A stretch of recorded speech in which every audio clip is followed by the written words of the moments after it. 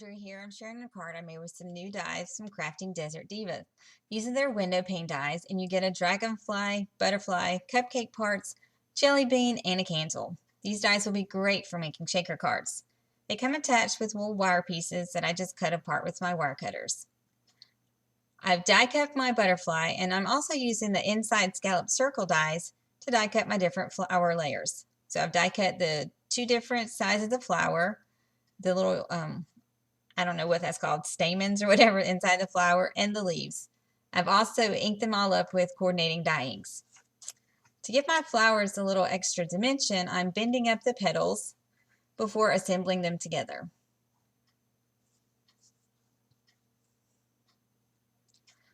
I had a little trouble at points gluing my flowers together. I found it easiest to glue the yellow part first on the smaller flower before gluing that one to the bigger flower, and I offset my petals to give extra dimension to them.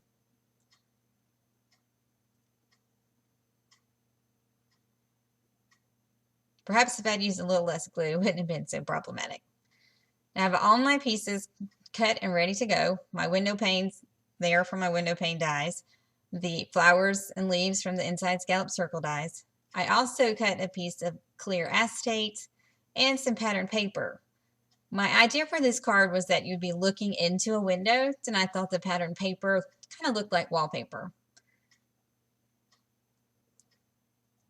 So I'm just putting some adhesive on the back of my pattern paper before attaching it to my card. Got a little extra adhesive there, just rubbing it off with my finger before popping it onto my card. I try to be very careful lining up the edges so that I don't have any part of my pattern paper hanging off the edges of the card. Make sure that's pushed down well before I move on to my window pane. The gray piece was also cut with the window pane die, and this is the outside portion of the die, which is great because it also gives the stitching that you get on the inside part of the die cut. Again, I carefully line that up at the edge of my card before pushing down on my adhesive.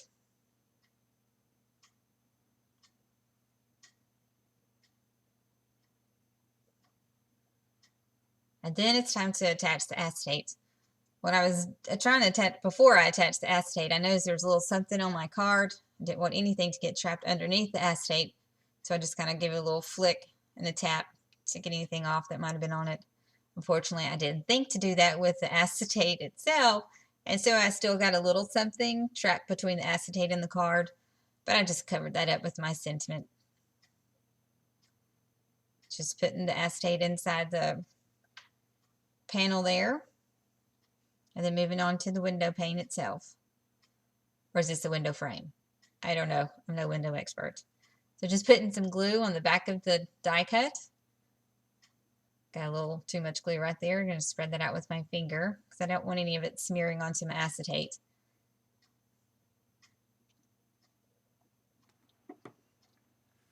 And then just popping that on top of my acetate. Carefully lining it up. Again, I don't want to push down too hard because I don't want any of the liquid glue to squeeze out on some acetate, but I do want it to be attached firmly. And now we get to the fun part. I fiddled a long time with these flowers trying to decide how I want to arrange them. I actually, of course, didn't include all of that in this video because it would have taken too long. And finally, I just got frustrated and decided I'm just going to start attaching them, and I did. I popped up a couple of them with some foam squares and adhered the rest of them flush to the card. I wanted to have some layers and dimension. That's why I did it that way.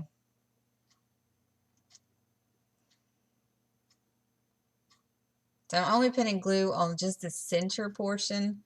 Okay, can't tell too well, but on the center portion of the flower so that the petals will still stay raised. I didn't want them adhered to my card. And after I get all of the flowers glued down, then I'll work on the leaves. And the leaves, I bent them up too to give them some dimension. They kind of have a crease down the middle. So when I go to adhere them, I'm only putting glue on the very end of the crease, close to the part of the petal, or the leaf rather, that would be attached to the plant. And I'm just tucking those underneath the flowers. So you see that I just put adhesive just on that crease that I made and tucked it underneath my flowers. And after I've got all my flowers and leaves ready, now it's time to move on to the sentiment. And I decided to use Crafting Desert Divas Wishful Thoughts stamp set, and I'm using the Sending Get Well Wishes. And as you can see, I'm using as my sentiment strip the leftover die cut piece when I made my window pane. Using my static tool so I don't have any stray embossing powder, hopefully.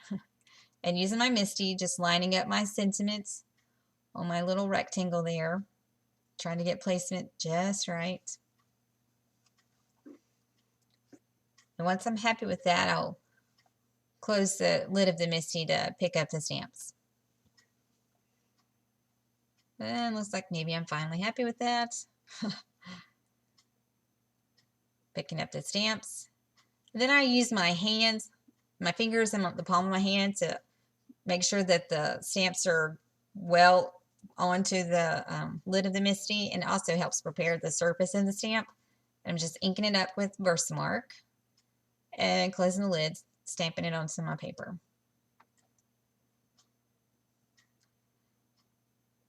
So I'm going to heat emboss it with some Simon Says Stamp Gold embossing powder. I just use a scrap piece of paper to catch my extra powder. I find it works easier, and I can just funnel it back into the container. Give it a few flicks and taps on the back with my fingers to make sure I get off all the stray powder. And I always like to clean up a little bit because I'm always afraid I'm going to make a huge mess and have embossing powder everywhere. And there's a little bit of stray embossing powder I just quickly take care of with my tiny paintbrush, and the magic starts to happen. I tilt my paper a little bit so I can see when the embossing powder turns shiny, because then I know that it's done. So I'm just getting it all good and hot, and we're good to go.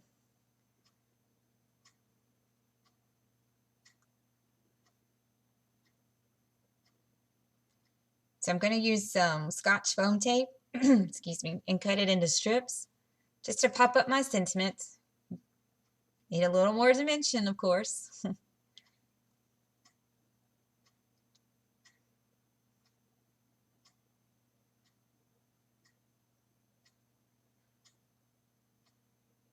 And remember I told you that I had a little something stuck under my acetate? This is where I recognize that.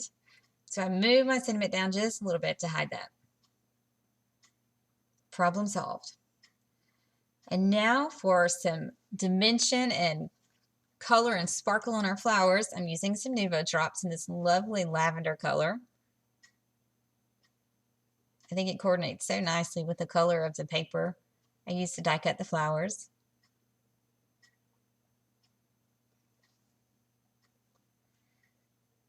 I didn't put any in the last flower because I knew I wanted to attach my butterfly there. And just as with the leaves, I'm only putting glue on the crease that I had made when I bent up my butterfly and sticking that to my flower there.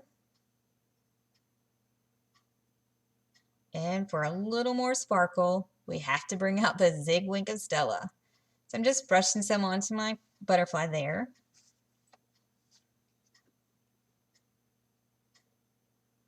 And brushing some more. Lots of sparkle. And there's our finished card. Thank you so much for stopping by. I hope you enjoyed this video, and do check out Crafting Desert Divas' new release. Have a great day.